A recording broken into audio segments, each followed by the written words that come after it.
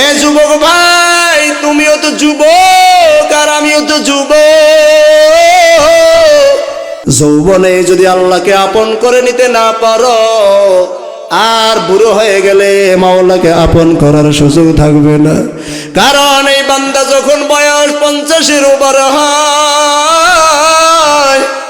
বান্দা উযু করলো কিনা সেটাও মনে থাকে না, বান্দার নামাজ কয় রাকাত পড়ছে সেটাও খেয়াল থাকে না, দীর্ঘ সময়ে দাঁড়ায় নামাজও পড়তে পারে না। কারণ বার্ধক্যর কারণে তখন শরীরে আর শক্তিও থাকে না, মন চাইলেও ইবাদত করতে পারে না, রাতে উঠিয়া মন চাইলে তাহাজ্জুদ পড়তে পারে না, ঠান্ডা।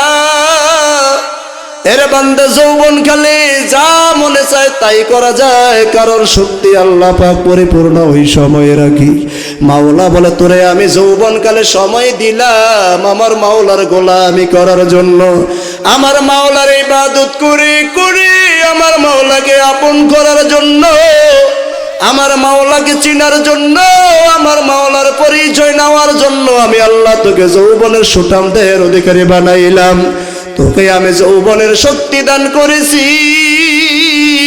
ওই রাতের বেলা মোবাইল টিপে টিপে গসবের ফেসবুক চালাইয়া যৌবনটাকে নষ্ট করার জন্য তোর আমি আল্লাহ যৌবন দেই নাই। আমি আল্লাহ তোরে যৌবনটা কেন দান করলাম? একমাত্র আমার মাওলার ইবাদতের মধ্যে কাটাবার জন্য। আজকের যৌবনের তাড়নায় কত কিছু করেছো, আল্লাহর কাছে কিয়ামতের ময়দানে যৌবনের পরিপূর্ণ সময়টার হিসাব আল্লাহর কাছে দেওয়া লাগবে। আজকে যারা বুড়ো হয়ে গেছে, এদের তো যৌবন কালটা কিভাবে কাটাইলো মাওলার কাছে সেই দিনকে হিসাব দেওয়া লাগবে। এ যুবক ভাই, তুমিও তো যুবক আর আমিও তো যুবক। এরে বাবা, এই হিন্দু পল্লী স্কুলেই তো প্রাইমারি জীবনটা কাটাইলাম, এই স্কুলে আমি পড়ালেখা করলাম, এই মাঠেই তো বসে কত বয়ান শুনলাম, আজকে এখানে বয়ান করি। এই স্কুলে আমার প্রাইমারি লেভেল কমপ্লিট, আমি 5 পর্যন্ত স্কুলে পড়ালেখা করেছি। 2 জন উস্তাদকে হারাইলাম। আবু বকর সিদ্দিক সাহেব যখন হেডমাস্টার ছিলেন ওই সময়ের ছাত্র আমি। ওই জায়গায় আব্দুর রহিম ছিল, হুজুরে মারা গেল, স্যারে মারা গেল, এই 2 জন উস্তাদ হারাইলাম। ওই সময়ের ছাত্র, এই মাঠেই তো কত খেলাধুলা করলাম, এই মাঠে কত পায়ে হেঁটে এসে এখানে বয়ান শুনলাম। আজকে এখানে বয়ান করি এমনিতে না রে বাবা, ওই যে যৌবন কালটাকে অনর্থক নষ্ট করি নাই। আজকে 33-34 বছর বয়সের যুবক, তুমি তো আমার এই বয়সের যুবক, এই সমাজে কোনো অভাব নাই, একসাথেই চলেছি। আজকের তুমি নষ্ট করেছো যৌবনের সময়টাকে, কাজে লাগাও নাই, দুনিয়ার লাইনও কাজে লাগাও নাই, আখিরাতের লাইনও কাজে লাগাও নাই। তোমার সময়টাও 33 বছর অতিবাহিত হয়ে গেল, আমার 33 বছর শেষ হয়ে গেল। তুমি 33 বছরে কি কামাই করলা, আর আমি 33 বছর বয়সে কি কামাই করলাম?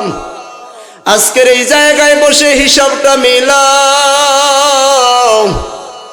বাবা, ওই দিন আল্লাহর কাছে যৌবনের পরিপূর্ণ হিসাব দেওয়া লাগবে। হে নবীর উম্মতের দল, যৌবন কালেই যেই মানুষ দুনিয়া কামাই করতে চায়, যৌবন কামাই করা লাগে। যৌবনে যদি টাকা কামাই করতে না পারে, ওই বান্দা দুনিয়ার লাইনও বড় লোক হতে পারে না। যৌবনে যদি আল্লাহকে আপন করে নিতে না পারো, আর বুড়ো হয়ে গেলে মাওলাকে আপন করার সুযোগ থাকবে না। কারণ এই বান্দা যখন বয়স 50-এর ওপর হয়, বান্দা উযু করলো কিনা সেটাও মনে থাকে না, বান্দার নামাজ কয় রাকাত পড়ছে সেটাও খেয়াল থাকে না, দীর্ঘ সময়ে দাঁড়ায় নামাজও পড়তে পারে না। কারণ বার্ধক্যর কারণে তখন শরীরে আর শক্তিও থাকে না, মন চাইলেও ইবাদত করতে পারে না, রাতে উঠিয়া মন চাইলে তাহাজ্জুদ পড়তে পারে না, ঠান্ডা। এর বান্দা যৌবন কালে যা মনে চায় তাই করা যায়, কারণ শক্তি আল্লাহ পাক পরিপূর্ণ ওই সময়ে রাখি। মাওলা বলে, তোরে আমি যৌবন কালে সময় দিলাম আমার মাওলার গোলামি করার জন্য, আমার মাওলার ইবাদত করে করে আমার মাওলাকে আপন করার জন্য। আমার মাওলাকে চিনার জন্য, আমার মাওলার পরিচয় নেওয়ার জন্য আমি আল্লাহ তোকে যৌবনের সুঠাম দেহের অধিকারী বানাইলাম। তোকে আমি যৌবনের শক্তি দান করেছি। ওই রাতের বেলা মোবাইল টিপে টিপে গজবের ফেসবুক চালাইয়া যৌবনটাকে নষ্ট করার জন্য তোর আমি আল্লাহ যৌবন দেই নাই। আমি আল্লাহ তোরে যৌবনটা কেন দান করলাম? একমাত্র আমার মাওলার ইবাদতের মধ্যে কাটাবার জন্য। এরে আল্লাহর বান্দা, এই যে 33 বছরের যুবক শরীফ উসমান হাদি দুনিয়ার জমিন থেকে বিদায় হয়ে গেল। 33 বছর ওই বান্দাও কাটায়া দুনিয়া থেকে বিদায় হয়ে গেল। তুমি আমিও তো 33 বছরের যুবক, তুমিও তো যৌবন 33 বছর পার করে ফেলাইলাম। ওই বান্দা 33 বছর জীবনের মধ্যে এমন কামিয়াবি হাসিল করলো যে এই পৃথিবীর মানুষ কিয়ামত পর্যন্ত শরীফ উসমান হাদির নামটা স্মরণ রাখবি। ওই যে জানাজায় দেখলাম লক্ষ লক্ষ মানুষ লোকের সমাগম হয়ে গেল, কোনোদিন তাকে দেখিও নাই, কিন্তু কেমন যেন দিলের মধ্যে তার জন্য একটা মায়া চলে আসলো। এই বাংলার জমিনে এমন কোন মানুষ নাই যে শরীফ উসমান হাদির জন্য দোয়া না করলো। মা বোনরা পর্যন্ত কান্না করেছি। এমনিতেই হয় নাই যৌবন কালটারে পরিপূর্ণ কাজে লাগায়া বান্দা সফল হয়ে গেল। আজকে দুনিয়ায় নাই, দুনিয়া থেকে বিদায় হয়ে গেল, কিন্তু পৃথিবীতে ইতিহাস কায়েম করে গেল পরিপূর্ণ মানুষের মুখে মুখে তার নাম। এরে বাবা, যদি যৌবনটাকে আমার মতো আপনার মতো অলসতায় নষ্ট করতো, আজ তাকে কেউ চিনতো না, তাকে কেউ জানতো না, তার জন্য দুনিয়ার মানুষ এত কান্নাকাটিও করতো না। আওয়াজ দিয়া বলেন ঠিক কিনা? এজন্য আল্লাহ পাক যৌবনকাল সম্পর্কে কিয়ামতের ময়দানে পরিপূর্ণ জাররা জাররা পরিমাণ হিসাব আল্লাহর কাছে দেওয়া লাগবে। কয়টা গেল? 2টা। 1 নম্বর বয়স সম্পর্কে হিসাব দাও, 2 নম্বর যৌবনকালের সময়টা কিভাবে কাটাইছো আমার মাওলার কাছে জবাব দাও। 3 নম্বর কি বলে মাওলা? ওয়া মা ওয়া আন মালিহি। 3 নম্বর হলো বান্দা সম্পদ মিনাইনাক্তাসাবাহু, দুনিয়ার লাইনে যে সম্পদ অর্জন করেছো ওই সম্পদ কোন জায়গা থেকে অর্জন করলা? সম্পদ উপার্জনের হিসাব আমার মাওলার কাছে দাও। সম্পদের মালিক হইলাম, কোটি কোটি টাকার মালিক হয়ে গেল, গাড়ি বাড়ি অনেক কিছু বানাইয়া ভালাইলা। দুনিয়ার ইমানদার ও মুসলমান গো, ওই দিন আল্লাহ বলবে বান্দা কোন পথে কামাইছো হিসাব দাও। এক চুল পরিমাণও, একটা পাই করে জাররা জাররা পরিমাণ, 1 পয়সা পর্যন্ত হিসাব দে কোন পথে কামাইছো। মানুষের মাথায় বাড়ি দিয়া কামাইছো, অন্যায় পথে কামাইছো নাকি হালাল পথে কামাই করছো, আমার মাওলার কাছে হিসাব দাও। আহা, আজকে টাকার মালিক হয়ে গেল, বড় আনন্দ, কোটি টাকা আমার ব্যাংকে আছে, আমি এত কোটি টাকার মালিক। বুক ফুলাইয়া বলে আমার এতটা বাড়ি আছে, এতটা গাড়ি আছে, বলে কি বলে না? কথা বলেন না কেন? কত সুন্দর বান্দার সাথে কথা বলতে ভয় কেন? বলে অনেক টাকার মালিক। এক সময় কিছুই ছিল না, আঙ্গুল ফুলে কলা গাছ হয়ে গেল, কিন্তু বান্দা এরপরে দেখা যায় মানুষকে মানুষই মনে করে না। সমাজের যাদের সাথে চলছে, যাদেরটা খেয়ে টাকার মাল জীবনটা বাঁচাইলো, আজ তাদেরকে মানুষ চোখেই দেখে না, এমন আছে না? না, আল্লাহ পাক ওই দিন বলবে কোন পথে কামাই করেছো, মিন আইনা ইকতাসাবাহু। এ বান্দা, মনে চাইলেই টাকা ধরা যাবে না, চিন্তা কর। টাকা পাইছো আর এমনিতেই ধরে সেটাকে পকেটে ঢুকে ফেলাইলা না, আল্লাহর কাছে হিসাব দেওয়া লাগবে কোন পথে কামাই করলা। এজন্য মুসলমান ইমানদার আল্লাহর কাছে ওই দিন কি জবাব দিবে বান্দা, চিন্তা করো কোন পথে টাকা কামাই করে টাকার মালিক হইলা। এরপরে আল্লাহ বলবে শুধু কামাই করেছো এই হিসাব আমি নিব না, এর সাথে সাথে আমি আল্লাহ হিসাব নেব ফীমা আনফাকাহু। বান্দা তুই টাকার মালিক হইছ, আবার কোন পথে খরচ করেছ ওই হিসাবও আমাকে দাও। এ নবীর উম্মতের দল কোথায় পাইলো আজকে দুদক? কোথা থেকে বানাইলো? বলে এই জায়গা থেকে, হাদিস থেকে গবেষণা করে দুদক বানাইলো। দুদক আজকে কি করে? বলে সম্পদের উপার্জনের হিসাব দাও, সম্পদ ব্যয়ের হিসাব দাও। চাই কি চায় না? সরকারি আমলাদের থেকে, কর্মকর্তাদের থেকে তাদের কোন পথে কামাই করেছো, কোন পথে খরচ করেছো হিসাব দাও। আল্লাহ পাক কিয়ামতের ময়দানে প্রত্যেকটা মানুষ থেকে আল্লাহ পাক কোন পথে কামাই করেছো আর কোন পথে ব্যয় করেছো, গানের আসরে কয় টাকা দিয়েছো, গাঁজা মদ ফেন্সিডিল খেয়ে নেশা করে কয় টাকা নষ্ট করেছো, অবৈধ পন্থায় কয় টাকা নষ্ট করেছো, বান্দা হিসাব দাও। কারণ বান্দা তুই নিজে টাকার মালিক হও নাই, আমি আল্লাহ তোমাকে টাকার মালিক বানাইলাম। আপনারা আওয়াজ দিয়া বলেন, মায়ের গর্ভ থেকে কোটি টাকা নিয়ে আসছেন নাকি? মায়ের গর্ভ থেকে আসেন নাই, আল্লাহ পাক বানাইলেন। আল্লাহ বলে আমি তোকে টাকা দান করলাম, আবার তুই যেই পথে খরচ করলে মন চাইলে খরচ করতে পারবি না। আমি আল্লাহ যেইভাবে বলবো সেইভাবেই খরচ করা লাগবে। কারণ বান্দা তোর জীবনটাকে চালানোর জন্য আমি একটা সংবিধান বানায়া দিলাম। ওই সংবিধানটার নাম হলো আল কোরআন। এ বান্দা, এই কোরআন অনুযায়ী তোর জীবনটাকে চালানো লাগবে। মায়ার নবী আমার যেই দিন দুনিয়া থেকে বিদায় হয়ে যাবে বলেছিল, তারাকতু ফীকুম আমরাইন, ও আমার সাহাবারা, আমি তোমাদের মধ্যে দুইটা বিষয় রেখে যাব।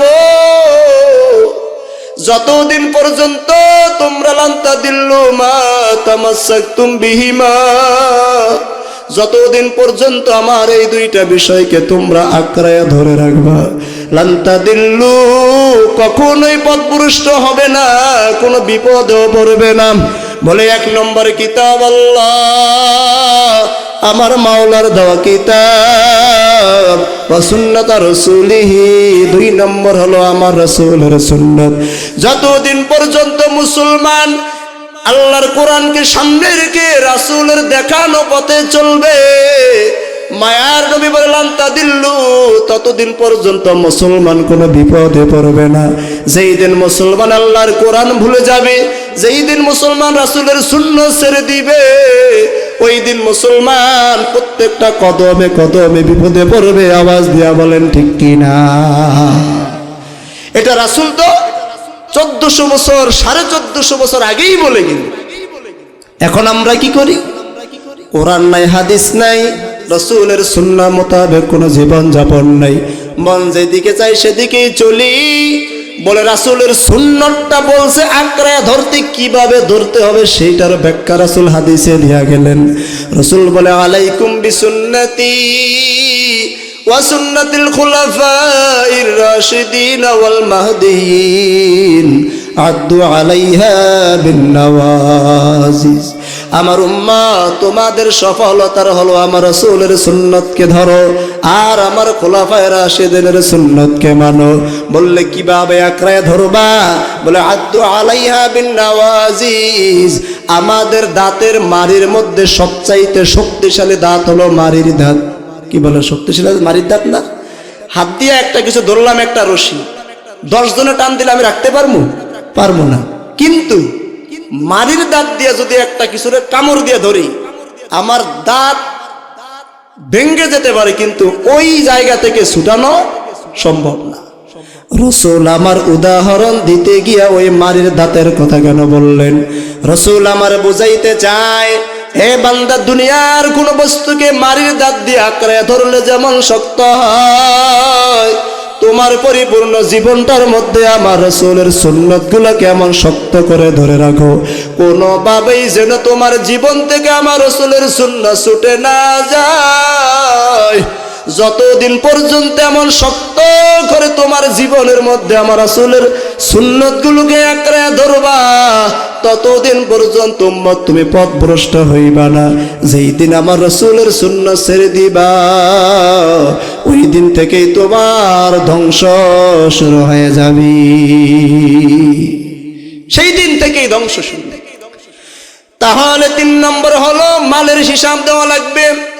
কোন পথে উপার্জন করেছো আর কোন পথে ব্যয় করেছো হিসাব দাও। 4 নম্বর হলো বান্দা তোমাকে আমি আল্লাহ ইলম দান করেছিলাম, দুনিয়াতে তুমি অনেক কিছু বুঝতা। ইলম মানে আলেম হয় এটা নয়, ইলম মানে জ্ঞান। ইলম কি? জ্ঞান। তুমি বান্দা দুনিয়াতে জ্ঞান দান করেছিলাম, তোমাকে আমি পাগল বানাই নাই। তোমার মস্তিষ্কটা যদি আমি আল্লাহ পাগল বানিয়ে দিতাম হিসাবে নাই, কারণ আমি আল্লাহ তোমাকে বুঝার শক্তি দেই নাই, তোমার আকল দেই নাই, পশু পাখির আকল নাই, এই জন্য তাদের হিসাব হবে না। কিন্তু মানুষ রাখলে সালিম, মানুষকে পরিপূর্ণ জ্ঞান দিয়ে আল্লাহ বানাইলেন, এই জন্য কিয়ামতের ময়দানে মানুষের বিবেকের বিচার হবে। কিসের বিচার হবে? বিবেকের বিচার হবে। আল্লাহ বলে বান্দা ওয়ান ইলমি মাযা আমিলা ফিমা আলিমা, এ বান্দা তুই জানা অনুযায়ী কতটুকু আমল করেছো আমার মাওলার কাছে হিসাব দাও, হিসাব দাও। তুমি জানতে বান্দা নামাজ না পড়লে তোমার গুনাহ হবে, কেন তুমি পড়লা না? বান্দা তুমি জানতা মিথ্যা কথা বললে গুনাহ হবে, কেন তুমি মিথ্যা কথা বললা? বান্দা তুমি জানতা অন্যের জমি দখল করে খাইলে গুনাহ হবে, কেন তুমি খাইলা? বান্দা তুমি জানতা বদনজরি করলে বেগান নারীর দিকে তাকাইলে জেনার গুনাহ হবে, এরপরও তুমি কেন তাকাইলা? বান্দা তুমি জানতা জুলুম করলে গুনাহ হবে, কেন তুমি জুলুম করলা? বান্দা তুমি জানতা অন্যের পরনিন্দা গীবত করলে গুনাহ হয়, কেন তুমি গীবত করলা? এমন করে করে বান্দা তুমি জানতা এটা না করলে গুনাহ, এ বান্দা এটা করা অপরাধ, এটা তুমি কেন করলা? আল্লাহ বলে তুমি জানতা, জানা অনুযায়ী আমল কতটুকু করেছ আমার মাওলার কাছে আজকে এর হিসাবে দাও, হিসাব দাও। ইলমের হিসাব দাও, জানা অনুযায়ী আমল কতটুকু করলে এর হিসাব দাও। আচ্ছা এর উঠাউটি করে মুনাজাত দিয়ে দিমু, বলে মুনাজাত দিয়ে দেই, 4টা জানে এদের উঠাউটি করে। এশার নামাজ পড়লো মাত্র বসলো, 1 ঘন্টা হয় নাই, 1 ঘন্টা কাছাকাছি হয়েছে, 45 মিনিট, আধা ঘন্টা 45 মিনিট, এতেই যদি উঠাউটি করে তো বয়ান শুরুই করিনি, এ তো ভূমিকা টানলাম এই পর্যন্ত। যেই বয়ান করবো নিয়ত করে আসবো ওই বয়ান করতে বাঁচবো রাত 12টা 1টা পর্যন্ত থাকা যাইব না। চলবো না শেষ করে দিব? কয়টার মতো চলবো? আগে সময় নিয়ে নাকি সবাই যাও, ওই সময় অনুযায়ী টানতে হইব না, ব্যাখ্যা তো বেশি করলে আবার বয়ান কিছু আলোচনা থাইকে যাইব। এই জন্য সময় হিসাব করে কথা বলা জরুরি। এরা বয়স্ক মানুষ, এরা বয়স্ক মানুষ। আপনারা 11টা রাত্র বড় ঠিক আছে, 11টা পর্যন্ত চলে, 12টার মধ্যে চললেও ফজর পড়া যায়, কারণ ঘুমাইতে ঘুমাইতে বাড়ির দিকে 11টায় কেউ ঘুমায় না, কারণ জিয়ারত আছে না, বাইতুল্লাহ জিয়ারত করা লাগে না, রাত্রে গিয়ে আবার বিসমিল্লাহ করে ঘুমায়, ঘুমানোর পরে এরপরে শুরু হয় টানাটানি, জনমের টানা, টানতে টানতে টানতে টানতে ভেটকে ঘুমিয়ে রয়েছে, মোবাইলকে অত খবরও নেই, বুঝলেন নাই? সো কতদিন সকালবেলা উঠতে পারে না, ফজরের সময় রাত্রে জিয়ারত করছে, কিরে ওঠো না কেন? জোর ঘুম। আহা, এই যে গজবের মোবাইল শেষ করে দিল পুরা যুব সমাজ, আলেম, সাধারণ মানুষ, নারী পুরুষ, কিশোর কিশোরী, যুবক যুবতী, পরিবার সব কিছু ধ্বংস করে দিল একমাত্র এই মোবাইল। শেষ করে দিছে পুরা দুনিয়াটা শেষ। মানুষকে জাহান্নামের দিকে বিদ্যুতের গতিতে আগায় নিতেছে মোবাইলের ইতিহাস। যেই বান্দা মোবাইল বানাইলো, স্মার্টফোন, 1 বছর যখন পূর্ণ হয়ে গেল তখন তো বান্দারা ওরা একটা সমবন্যার আয়োজন করলো। ওই ময়দানে যখন তাকে বক্তব্য দেওয়ার জন্য বলল, বান্দা পাগলের মতো লাফায়। এই মিয়া লাফাও কেন? শুধু লাফাইতে আছে পাগলের মতো। কি রে লাফাই কা? বলে জানো আমি কেন লাফাই? বলে যেইটা তোমরা পারো না ওটা আমি পারছি। বলে কেমনে? বলে বান্দা আজকে তোমরা মনে চাইলেই মুসলমানের নামাজের মধ্যে ওর সাথে সাথে ঢুকতে পারতা না মুসলিমরা। তোমরা মনে চাইলে মুসলমানের মসজিদে যাইতে পারতা না। তোমরা মনে চাইলেই মুসলমানের ধর্মীয় কোনো জায়গায় যাইতে পারতা না। কিন্তু আমি এমন এক জিনিস আবিষ্কার করে দিলাম, যেটা মসজিদ বলো আর যেই জায়গায় বলো, এমন কোন জায়গা নাই যেই জায়গায় আমার এই সফর সঙ্গী না যায়। কি বলে যায় না? উনি বলে আমি সফল। এ বান্দা, তোমরা কয়টা গুনাহ করাইতাম? আমার তো মনে হয় শয়তান গুলা সব বুড়া হয়ে যাইতেছে। বুঝেন না? শয়তান বুড়ো হয়ে যেতেছে। কারণ কাজ না করলে মানুষ অলস হয়ে গেলে রোগে ধরে না। তো শয়তানের ডিউটি ছিল আগে মানুষের গুনাহ করাইতে হইতো, ওয়াসওয়াসা দিয়া ও 24 ঘন্টা ডিউটি পালন করা লাগতো। আর এখন এমন এক শয়তানের বাক্সা ঢুকিয়ে দিছে, এই শয়তান যা আছে মাদ্রাজের অর্ধেক বুড়ো হয়ে গেছে, অর্ধেক অবসরে গেছে। কথা কয় না? আরে এটি অবসরে গেছে, কাম নাই তো। ও চিন্তা করে, ওরে খোদা রে খোদা, যেই জিনিস পকেটে আছে আমি দোকা দিয়া গুনাহ কয়টা করাইতাম। আমার মন চাইলেই ঘুরাইতাম, খালি এই সিনেমা চাইতে যাইতেই বহলে ওরে ওয়াসওয়াসা দেওয়ার লাগতো, টাকা চুরি করা লাগতো, সুপারি বেচন লাগতো, এরপর নাইকেল চুরি করা লাগতো, বাইরের পকেটে হাত দেওয়া লাগতো, এরপরে 50 টাকা জোগানো লাগতো, তারপরে গিয়ে টিকিটের টাকাটা, এরপরে ছবি চাওয়া লাগতো। আর এখন তো মাশাআল্লাহ 24 ঘন্টা শুধু আগ করে চাইতে এই ছবির দিকে। তো শয়তানের ডিউটি পালন করা লাগে? মোটেই না। বাহ, শয়তান এখন একেবারে সাকসেস। জিনা করতে মন চাইলে জিনা করতে পারতো না। বড় কায়দা কৌশল করে সিডি একটা লাগতো, 3 দিন পরে প্রেমিকায় পাইতো, 4 দিন পর দেখা করতে দেখতে হয়ে গেছে গা, নাই সময় মতো। কি টেনশন! আর এখন এমন সুন্দর 1 সেকেন্ড ট্রিপ দা, আমি অমুক জায়গায় আছি, ও বিসমিল্লাহ। বুঝলেন না? কত সহজ শয়তানের ডিউটি পালন করতে। এই জন্য এই মোবাইল সব শেষ, সব শেষ। মুসলমান ইমানদার, আল্লাহ পাকের কাছে 4টা প্রশ্নের জবাব দেওয়া লাগবে। আমি আপনি 4টা প্রশ্নের মধ্যেই ধরা। 4টা প্রশ্নের মধ্যে ধরা না? ধরা। আমার আল্লাহর যৌবন দান করলেন ইবাদতের জন্য, আমরা করি না। আমার আল্লাহ বয়স দান করলেন আল্লাহকে চেনার জন্য, গোলামের জন্য, আমরা করি না। আমার আল্লাহ সম্পদ কামাই করতে বলছে, হালাল পথে আমি আপনি করি না। আমার আল্লাহ ইলম অনুযায়ী আমল করতে বলছে, আমরা কেউ করি না। মুসলমান ইমানদার আল্লাহর গোলাম, আপনারাই বলেন, আল্লাহ পাক কোরআনের মধ্যে অন্য জায়গায় জানায় দেয়, ওয়াজারু যাহিরাল ইসমি ওয়া বাতিনা। আমি আল্লাহ দুনিয়ার মানুষ তোমাদেরকে লক্ষ্য করে বললাম, ওয়াজারু মানে তোমরা ছাড়ো, যাহিরুল ইসমি ওয়া বাতিনা প্রকাশ্য এবং অপ্রকাশ্য যত ধরনের গুনাহ আছে বান্দা তোমরা সব কিছু ছেড়ে দাও।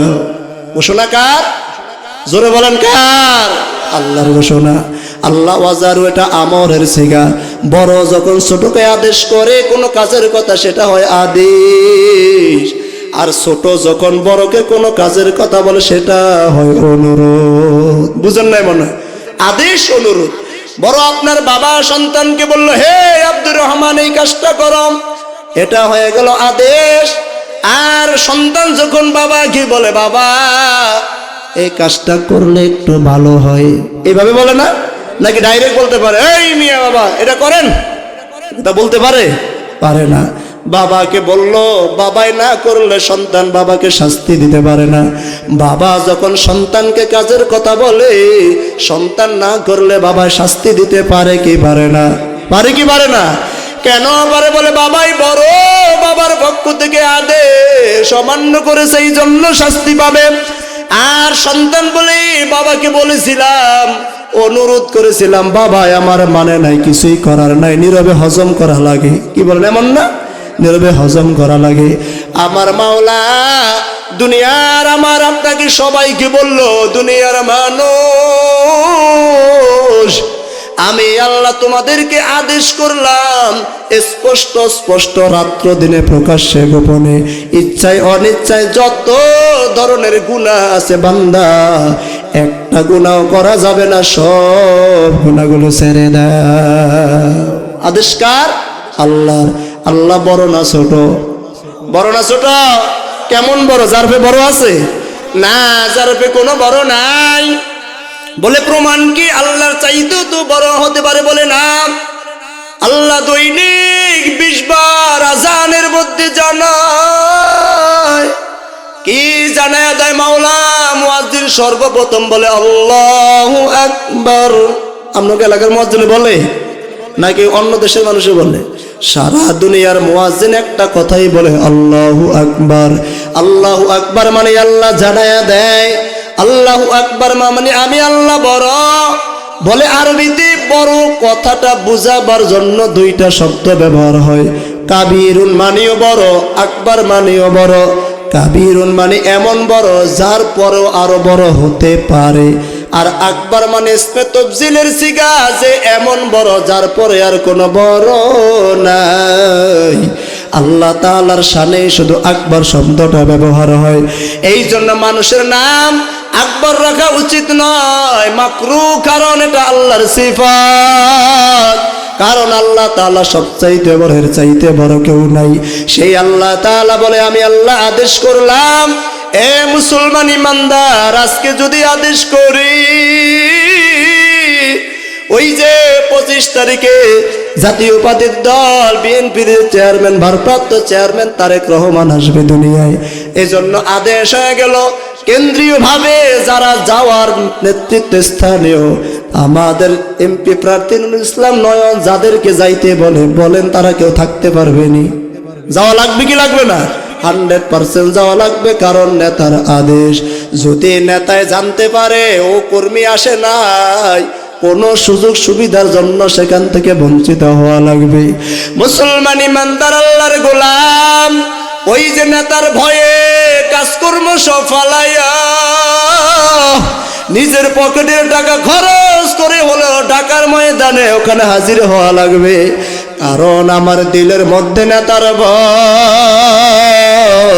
নেতার কথা না মানলে আমার উপায় নাই, থাকতেও পারবো না, সুবিধা কোনো পাতার থেকে আমি পাবো না। এই জন্য নেতার কথা অক্ষরে অক্ষরে পালন করার জন্যই আমি প্রস্তুত। কিন্তু বান্দা বড় দুঃখ যে আমার মাওলা এত বড় হয়ে আমার আপনাকে দান ডাক দিলেন, আমার মাওলায় জ্বালায় দিলেন। বান্দা শুনো, আমি মাওলায় তোমার বড় হয়ে তোমাকে বললাম, বান্দা একটা গুনাহ করিও না রে বান্দা, কারণ আমি আল্লাহ তোদেরকে আমার নাফরমানির জন্য বানাই নাই। কোন মা বাবা সন্তানকে বড় করে নাই বাবার নাফরমানির জন্য, করছে নাকি? কোন মা বাবা এই আশায় সন্তান পালে না যে সন্তানটা বড় হয়ে আমার মা বাবাকে পিটাবে, আমার মা বাবাকে মারবে, আমার মা বাবাকে গালিগালাজ করবে, আমার মা বাবার কষ্টের কারণ হবে। এই জন্য কোনো সন্তান পালে না, পালেনি। কোনো মা বাবার এই নিয়ত আছে যে সন্তানটা বড় হয়ে আমাকে মারবে, আমাকে পিটাইবে, আমার কথা মানবে না, এমন আশা আছে নাকি? মা বাবার বড় আশা সন্তান বড় হয়ে আমার খেদমত করবে, সন্তান আমার বড় হয়ে আমার মা বাবার কথা শুনবে, আমার খেয়াল করবে, আমার যখন যেটা লাগে সন্তান শুনবে। এই আশায় মা বাবা কষ্ট করে তিল তিল করে সন্তানটাকে বড় বানায়। আমার মাওলা রব্বে কারীম এই বুক ভরায় আশা নিয়ে মাওলায় আমার দুনিয়ার মানুষে বানাইলো যে দুনিয়ার মানুষ আমার গোলামি করবে। আজকে দুনিয়ার মানুষ মাওলাকে ভুলিয়া মাওলার নাফরমানের মধ্যে 24 ঘন্টা লিপ্ত থাকে, ঠিক কিনা বলে? এজন্য মুফাসসিরিনে কেরাম ব্যাখ্যা করেন, দুনিয়ার মানুষ দুনিয়ার নেতার কথা মানে কিন্তু আল্লাহর কথা কেন মানে না? এর একটা কারণ আছে না? অবশ্যই কারণ আছে। আল্লাহর কথা কেন মানবে না এটারও কারণ আছে। এই আয়াতের মাথাতে মুফাসসিরিনে কেরাম ব্যাখ্যা করে বলে দুনিয়ার মানুষ আল্লাহর নাফরমানি করে 4টা কারণে। কয়টা কারণে? 4টা কারণে আল্লাহর নাফরমানি করে আমি আপনি প্রত্যেকটা মানুষ, এর বাহিরে কোনো কারণ নাই। খুব খেয়াল করে শুনবেন মুসলমান ইমানদার, কেন মানুষ আল্লাহর নাফরমানি করে বলে? 1 নম্বর কারণ হলো মানুষ যখন আল্লাহর নাফরমানি লিপ্ত হয়ে যায়, দুনিয়ার মানুষ আমি আপনি মনে করি আমার আপনাকে দুনিয়ার কেউ মনে হয় দেখে না। কি মনে করি? আমাকে কেউ দেখে না, এই মনে করি কি করি না? আমি গুনায় সামিল হয়ে গেলাম, মোবাইলের মধ্যে এমন অপকর্ম দেখতেছি, আশপাশে তাকায়া দেখলাম আমাকে কেউ দেখে না। যদি আমার পাশে বসি আমার বাবাই তাকায়া থাকতো, আপনারাই বলেন এই গুনার মধ্যে সামিল হইতামনি? কথা বলেন না কেন?